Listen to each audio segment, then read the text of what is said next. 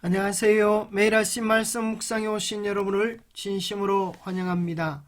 1월 13일 화요일 확신하는 삶.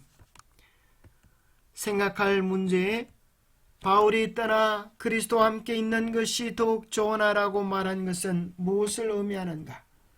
바울은 어떤 확신이 분명했는가?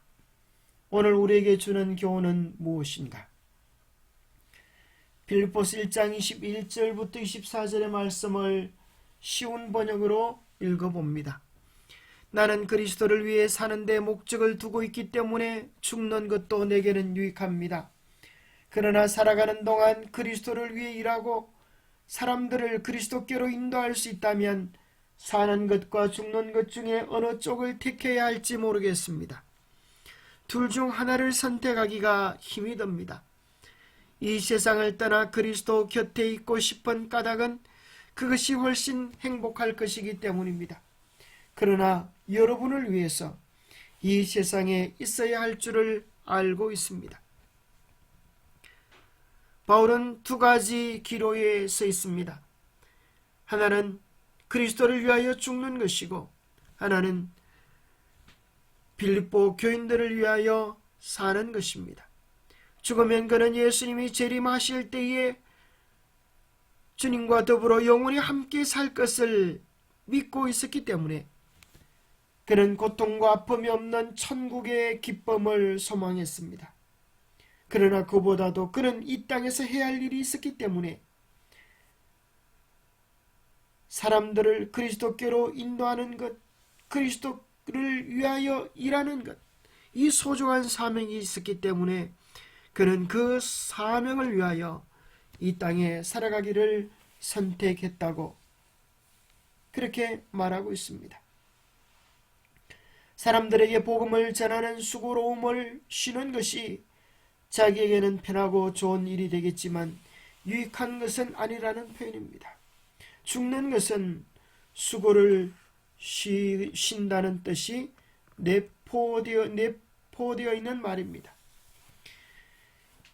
그런데 이 구절은 오랜 세월 동안 크게 오해되어 왔습니다. 왜냐하면 헬라 사상을 가진 사람들이 사람이 죽으면 영혼이 곧 천국에 가거나 지옥에 간다고 생각하는 사상들 때문이었습니다. 이번 주에 연구하는 본문에서 바울은 삶과 죽음을 대조하고 있습니다. 그리스도인은 그리스도를 위해 살며 심지어 그분을 위해 죽을 수도 있습니다. 그런 의미에서 죽는 것도 이득인 것은 우리의 정언이 그만큼 더 강력하고 설득력 있게 되기 때문입니다. 믿음을 위해 기꺼이 죽을 각오가 된 사람의 믿음은 의심의 여지 없이 분명한 것입니다. 그와 함께 우리는 죽은 자들이 실제로 죽은 상태임을 또한 인식해야 합니다. 그들은 아무것도 모르며 부활 때까지 무덤에서 쉬고 있다고 성경은 이야기합니다. 그렇기 때문에 예수께서 죽은 나사로에 대하여 우리 친구 나사로가 잠들었도다. 그러나 내가 깨우러 가노라라고 말씀하셨습니다. 그리고 예수님은 나사로의 무덤에 앞에 서서 나사로야 나오라라고 외치실 때에 나사로는 하늘에서 내려온 것이 아니었습니다. 수위를 감긴 채로 무덤 가운데서 나왔습니다.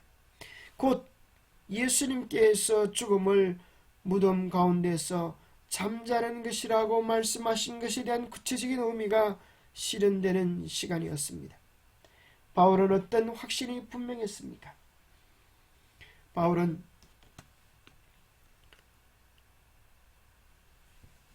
복음을 위하여 수고한 자기를 위하여 의의 면류관을 예비해 놓으셨다는 확신이 분명히 있었습니다. 예수 그리스도의 재림을 사모하는 모든 자들에게, 그 재림을 준비하는 자들에게 주님은 의의 면류관을 주실 것입니다라고 하는 분명한 확신이 그에게 있었습니다. 나는 선한 싸움을 싸우고 나의 달려갈 길을 마치고 믿음을 지켰으니 이제 후로는 나를 위하여 의의 면류관이 예비되었으므로 주 곧 의로우신 재판장이 그날에 내게 주실 것이며 내게만 아니라 주의 나타나심을 사모하는 모든 자에게 도니라. 그런데 언제 그가 멸류관을 받게 될까요? 주께서 어령과 천사장의 소리와 하나님의 나팔로 친히 하늘로부터 강림하시리니 그리스도 안에서 죽은 자들이 먼저 일어나고 후에 우리 살아남은 자들도 그들과 함께 구름 속으로 끌어올려 공중에서 주를 영접하게 하시리니 그리하여 우리가 항상 주와 함께 있으리라. 그러므로 이러한 말로 서로 위로하라 했습니다. 우리가 언제 항상 주와 함께 있게 되겠다는 것입니까? 주님께서 호령과 천사장의 소리와 하나님의 나팔 소리로 친히 하늘로부터 재림하실 때에 죽음 가운데 그리스도 안에서 잠자는 자들을 깨우시고 우리도 변화하여 주님과 함께 있게 될 것을 이야기하고 있습니다. 바로 그 때는 다른 때가 아니라 예수 그리스도의 재림의 때임을 바울이 이야기해 주는 것입니다. 바울은 또 어떤 확신이 있었습니까? 하나님의 사랑이 끊을 수 없는 견고함으로 우리를 붙잡고 있음에 대하여 확신했습니다. 나의 잘남이 아니라 예수 그리스도의 보혈의 공로가 복음이 우리를 구원할 것에 대한 확신을 가졌습니다. 내가 확신하노니 사망이나 생명이나 높음이나 깊음이나 다른 어떤 피조물이라도 우리를 우리 주 그리스도 예수 안에 있는 하나님의 사랑에서 끊을 수 없으리라. 내가 복음을 부끄러워하지 아니하노니 이 복음은 모든 믿는 자에게 구원을 주시는 하나님의 능력이 됨이라. 만일 그리스도 안에서 우리가 바라는 것이 세상의 삶뿐이면 모든 사람 가운데서 우리가 더욱 불쌍한 자이리라. 그러나 이제 그리스도께서 죽은 자 가운데서 다시 살아나사 현재의 고난에 대한 분명한 태도를 가졌는데 생각한데 현재의 고난은 장차 우리에게 나타날 영광과 좋게 비교할 수 없도다라고 하는 확신을 가졌습니다. 고난이 많으면 많을수록 그는 더 비교할 수 없는 하늘의 영광을 사모하고 살았습니다. 죽음을 각오한 사람 바울은 의무의 길에서 벗어나고자 하지 아니하였습니다. 그는 필요하다면 감옥과 죽음에 이르기까지라도 그리스도를 따르고자 하였습니다. 바울은 이렇게 부르짖었습니다. 너희가 어찌하여 울어 내 마음을 상하게 하느냐. 나는 주 예수의 이름을 위하여 결박받을 뿐 아니라 예루살렘에서 죽을 것도 각오하였노라. 형제들은 그의 의도를 꺾지도 못하면서 그를 고통스럽게 하였다는 것을 알고 떼쓰기를 멈추고 다만 주의 뜻대로 이루어지이다라고 말할 뿐이었습니다. 기도하겠습니다. 하나님 아버지, 오늘 우리는 사도 바울의 충만한 확신을 보게 됩니다. 살아도 주를 위하고 죽어도 주를 위하고 죽음조차도 그를 두렵게 하지 아니할 수밖에 없었던 까닭은 그는 죽음 너머에 예수 그리스도의 재림과 부활의 소망을 견고히 확신했기 때문입니다. 우리가 정말로 복음을 믿고 온전히 받아들인다면 바울처럼 두려워할 것이 없습니다.